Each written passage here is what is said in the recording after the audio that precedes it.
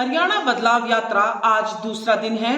पंचकुला से आज ये यात्रा जाएगी नारायणगढ़ की ओर। आपको बता दें कि 15 दिसंबर को आम आदमी पार्टी ने हरियाणा में जिस तरह से हल्ला बोला है और सत्ता के खिलाफ भाजपा जसपा गठबंधन जो सरकार है उसके खिलाफ एक बदलाव को लेकर लोगों के बीच ये यात्रा जा रही है। चारों दिशाओं से महेंद्रगढ़, सिरसा, फरीदाबाद और कालका, ये हरियाणा की 4 दिशाएं हैं जहां से यात्रा शुरू हुई है। अगर बात करें कालका से तो चौधरी निर्मल सिंह जो कि राष्ट्रीय सचिव हैं आम आदमी पार्टी के, उनके द्वारा और चित्रा सरवारा जो उपाध्यक्ष है प्रदेश की, उनके द्वारा ये यात्रा शुरू की गई। यहां पर भी लोगों ने अच्छा रिस्पांस दिया है। आज दूसरे दिन की जो यात्रा है उसको लेकर बात करते हैं और पहले दिन का रिस्पांस कैसा रहा है इसको लेकर भी बात करते हैं। चित्रा जी, कल एक बदलाव यात्रा शुरू हुई है, चुनाव भी आने वाले हैं और ऐसे में लोगों के बीच जाने की कवायद हर पार्टी शुरू करी है। आम आदमी पार्टी भी एक नए उद्देश्य के साथ जा रही है। पहला दिन कैसा रहा, क्या रिस्पांस रहा? कल के दिन 4 कोनों में हरियाणा के हवन के साथ एक बहुत ही हम कहेंगे शुभ और खूबसूरत शुरुआत हुई और बहुत जोश हमें देखने को मिला। जब यात्रा हम किसी इलाके से निकाल रहे हैं तो हमारे साथी लीडर्स और कार्यकर्ता तो साथ हैं ही, लेकिन जो हमें आम लोगों से, जो गैलरीज के अंदर महिलाओं से, बस गुजर रही है उसके अंदर बच्चों से, जो आसपास लोगों से रिस्पांस मिला, दैट वाज वेरी इनकरेजिंग। लोगों ने थम्स अप दे रहा है तो कोई विक्ट्री के साइन बना रहा है और जो हमारा एक पार्टी का पैम्फलेट साथ साथ वहां पर बांटे गए तो हमने देखा कि लोगों ने उनको काफी रिस्पॉन्ड दिया। तो हम समझते हैं कि बदलाव यात्रा का जो पहला दिन था, आज हमारा दूसरा दिन शुरू हो रहा है। नारायणगढ़ और अंबाला कैंट में नॉर्थ हरियाणा की जो यात्रा चलेगी, तो यात्रा दर यात्रा काफिला बढ़ता चला जाएगा और लोगों के अंदर हमें पूरा विश्वास है कि पार्टिसिपेशन बहुत बढ़िया रहेगी। और हर रात यात्रा जिस गांव में, जिस शहर में रुकती है वहां पर एक कल्चरल प्रोग्राम भी होता है और लोगों के साथ एक सॉफ्ट इंटरेक्शन भी रखी जाती है, जो मैं समझती हूँ कि यात्रा का one of the best parts है। तो कल रात गांव बराड़ा के अंदर रहा था और आज गांव बबियाल के अंदर होगी, अंबाला कैंट के अंदर। तो हम समझते हैं इस माध्यम से लोगों के साथ ये एक साझा उत्सव है, जागरूकता का, एक सवाल उठाने का और एक बदलाव का बीज सबके अंदर डालने का। जी, बदलाव की आपने बात की है। कल भी जैसे हमने आपसे बात की तो आपने बताया कि किस तरह का बदलाव जो है आम आदमी पार्टी लाना चाहती है। हमने कल बात की पंजाब में भी और दिल्ली में भी जैसे आम आदमी पार्टी की सरकार है, वहां कुछ नीतियां हैं जो लोगों को काफी लुभा रही हैं। अब आप नारायणगढ़, अंबाला भी जाएंगे, हर वर्ग की बात करें, किसान वर्ग है, युवा वर्ग है, महिला वर्ग है, उन सभी के साथ इंटरेक्शन होगी इसमें। देखिए, जब यात्रा चलती है तो it's kind of a mass contact program, एक जनसंपर्क अभियान है और इसके अंदर हर कोई आता जाता है। हम समझते हैं कि आज अरविंद केजरीवाल जी के विजन और मिशन की देश में कोई इंट्रोडक्शन की जरूरत नहीं है। हमारे यहाँ पर बोलते हैं आपका शहर कैसा बना देंगे, हम सिंगापुर बना देंगे, बनता वो कुछ भी नहीं। लेकिन हम आज ये कह रहे हैं कि हम आपके प्रदेश को दिल्ली जैसा बना देंगे, हम आपके प्रदेश को पंजाब जैसा बना देंगे। और आधा हरियाणा पंजाब को बहुत अच्छे से जानता है और आधा हरियाणा दिल्ली को बहुत अच्छे से जानता है। तो हमें अरविंद केजरीवाल जी के विजन और मिशन को किसी को इंट्रोड्यूस करने की जरूरत नहीं। आज आंकड़े खुद बता रहे हैं कि पंजाब के अंदर स्वास्थ्य सुविधाएं कैसे बदलने लग गई हैं, स्कूल ऑफ एक्सीलेंस खुलने लग गए हैं, बुजुर्ग तीर्थ यात्रा पर जाने लग गए हैं। पहली बार 15-20 सालों में हुआ कि किसानों को ट्यूबवेल ऑन नहीं करना पड़ा और डॉल के अंदर उन्हें पानी मिल गया था वहां पर। आज पहली बार हुआ है कि पंजाब ट्रांसपोर्ट प्रॉफिट में चल रही है। पहली बार हुआ है कि पंजाब का बिजली निगम जो है वो प्रॉफिट के अंदर चल रहा है। तकरीबन 18,000 करोड़ का सरप्लस बजट हरियाणा पंजाब सरकार ने पैदा करा है। और किस तरह से सब कुछ मैनेज करते हुए एक तरफ पंजाब सरकार है जो अपना एजुकेशन, हेल्थ, एग्रीकल्चर और स्पोर्ट्स पे बजट बढ़ा रही है और एक तरफ हरियाणा सरकार है जिसने इस साल तकरीबन 11.5% से अपना बजट घटा दिया है। तो इन सारी बातों को लेकर हम जाएंगे और पीपल हमें लगता है कि तैयार है बदलाव के लिए। एक बार उन्हें बस देखना चाहिए कि हमारे बीच में हमारे साथ हैं। That's all. जी, हरियाणा की बेटी है नीलम वर्मा जो कि जिसपे आरोप भी लगे हैं और अब यूएपीए भी लगा दिया गया है संसद में हमले को लेकर।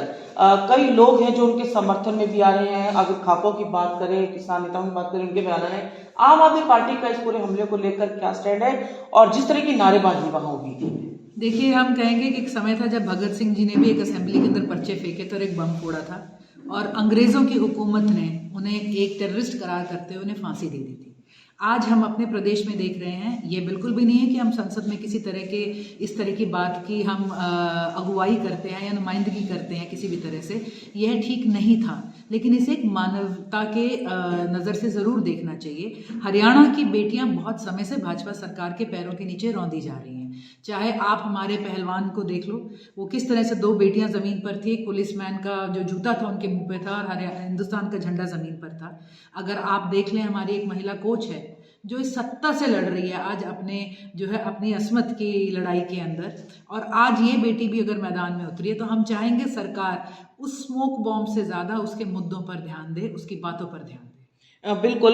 विधानसभा सत्र शुरू हुआ है शीतकालीन, और ऐसे में जो सीईटी के भी जो अभ्यर्थी हैं, टीजीटी के अभ्यर्थी हैं, ये तमाम भी जो अभ्यर्थी सड़कों पर उतरे, इन्होंने प्रोटेस्ट किया, गिराव कोशिश की, पर इन्हें हिरासत में लिया गया।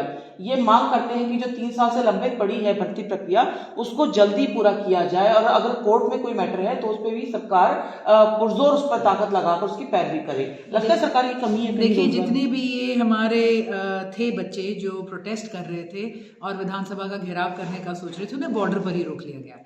सरकार आज इस मामले के अंदर किसी भी तरह से कोर्ट की जो है ना हवाला बिल्कुल भी ना दे, क्योंकि असल में नौकरियां पीछे कहाँ पड़ी हैं, जो 35 से ऊपर भर्तियां और पेपर लीक हुए हैं उसकी वजह से पड़ी है। आज हरियाणा सरकार ऑन रिकॉर्ड लगभग 8 लाख नौकरियां अपने हाथों में रखे बैठी है, जिसके अंदर हर वर्ग की नौकरी है, लेकिन एक चुनावी मौके का इंतजार कर रही है। हमें जो लगता है, उन्होंने जो इतने सालों में इतने बच्चों की उम्रें निकलवा दी, मौके निकलवा दिए, जिन युवाओं ने 2014 में मोदी साहब को और यहाँ पर भाजपा को वोट करा था कि हमें 2 करोड़ नौकरी मिलेगी, आज उनमें से कितने नशे के अंदर जा चुके हैं, कितने क्राइम में जा चुके हैं, कितने देश छोड़ के जा चुके हैं, और कितने अपनी जिंदगी से उम्मीद खो चुके हैं। आज सरकार इन बातों पर जवाब दे। सरकार नौकरियां रखे बैठी है, सरकार पक्की नौकरी किसी को देना नहीं चाहती, सरकार पूरी तरह से प्राइवेटाइजेशन पर जाएगी, और सरकार दावे करती है हमने ठेकेदारी खत्म कर। राष्ट्रीय काउंसिल के जो सदस्य हैं सुरेंद्र राठी से बात करते हैं।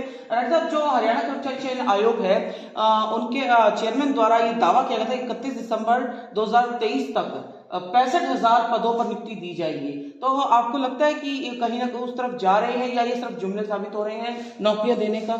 ये भारतीय जनता पार्टी जुमलों की सरकार है, आपको पता ही है। 34-35 पेपर लीक हो चुके हैं, 8 लाख से ऊपर जो नौकरियां पेंडिंग है हरियाणा गवर्नमेंट वो नहीं दे रही है।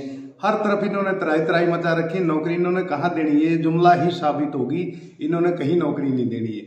कर्मचारी हड़ताल पे है, महिलाएं इनसे परेशान है, किसान इनसे परेशान है, भारतीय जनता पार्टी से हर वर्ग परेशान है जी। सुरेंद्र जी, आप क्यों कुछ कर जाएंगे इस यात्रा को लेकर, जिस तरह से लोगों में भी कहीं ना कहीं उम्मीद जगी है कि बदलाव होगा?